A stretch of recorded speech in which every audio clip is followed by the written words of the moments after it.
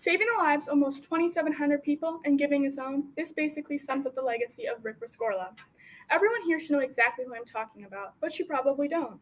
Rick Rescorla is an overall great leader and essentially an unsung hero from the 9/11 attacks. Growing up hearing continuously of the tragedy of 9/11 and the World Trade Center, I am surprised that I have never heard about Rick Rescorla until going further into research about him. Today I'm going to be discussing areas of Rescorla's life, including his work and leadership in the Vietnam War, his security work within Morgan Stanley, and his heroic actions during 9/11. First, I'm going to explain his work and leadership in the Vietnam War. Rescorla's experience and work in the Vietnam War morphed him into a grand leader. Newman's 2013 article, Rick Rescorla, American Hero of Vietnam and 9/11, notes that Rick Rescorla, born Cyril Richard Rescorla, from a young age wanted to join the military. He quit school and originally joined the British Army at 16 in 1955. But according to Bateman's 2002 Vietnam Magazine article, Rick Rescorla, Hero of Ia Drang and the Twin Towers, Britain was out of war by the 1960s, so Rescorla became an American and fought for our country in the Vietnam War. He took many leadership roles while serving in this war, including rifle platoon leader, liaison officer, and multiple types of commanders. He was made famous for his work and behavior during the Battle of Ia Drang in 1965. By this time, he had known war, and to help his men forget their fear and focus on orders, he would sing. These would mostly be dirty songs scattered with commands, but this method was extremely effective. According to a recent interview, still to this day, he has left a lasting impression on the men from his regiment. Now that I have discussed Rescorla's leadership work in the Vietnam War, I will be going into his work at Morgan Stanley's within the World Trade Center. Rescorla was very passionate about the security and safety of his coworkers while working at Morgan Stanley.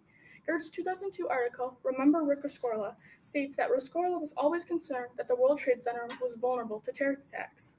He was concerned before 1993 when an Islamic terrorist group set off a truck bomb in the building's basement, and even more so afterwards. The previously mentioned Bateman source claims that day he had trouble getting the attention of his coworkers in the middle of the chaos, so he had jumped on top of a desk and threatened to moon them unless they had listened.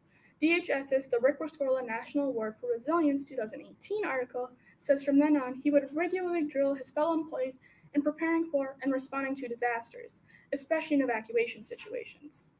His commitment to preparing for these situations paid off in the long run.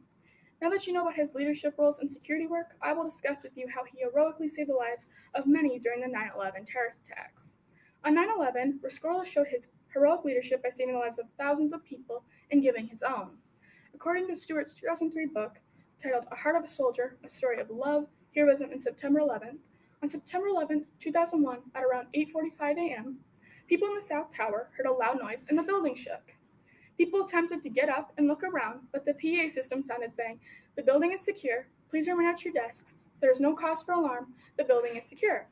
America Matters 2016 online article, Rick Rescorla saved 2,687 lives on September 11th, notes that after hearing this, Rescorla immediately started the evacuation process. He used a bullhorn to direct his employees, as seen in this picture, fully featured in Grunwald's 2001 article, A Tower of Courage. The American Matters source says his fellow employees were on their way down the stairs when the South Tower was struck.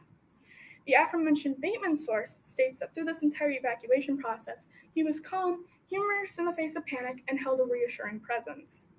The previously mentioned American Matters source notes that just like when his men were fearful during the Vietnam War, he sang a song from his homeland to calm his coworkers. When he had led thousands to safety, he went back in to make sure that all the Morgan Stanley employees were safely out of the building. He knew he was facing poor odds when he re-entered the building, but he was willing to risk his life to save the lives of many others. He was last seen on the 10th floor of the building, and when the South Tower collapsed, he was still inside. His body has never been found. And though it is not known exactly how many lives were saved by Rescorla that day, it was around 2,700. Now hopefully you can see that Rick Rescorla was a great leader overall and a hero in the 9/11 attacks, who has been greatly unacknowledged. Even if you didn't know him before, I hope that you remember him from here on. Now you know about his leadership experience in the Vietnam War, his security work at Morgan Stanley's prior to 9/11, and his heroic actions during 9/11. I would like to leave you with a quote from Robert L. Bateman. "Over time, I came to believe that they would have followed Rescorla in an assault upon the gates of hell, for he did not order, he led.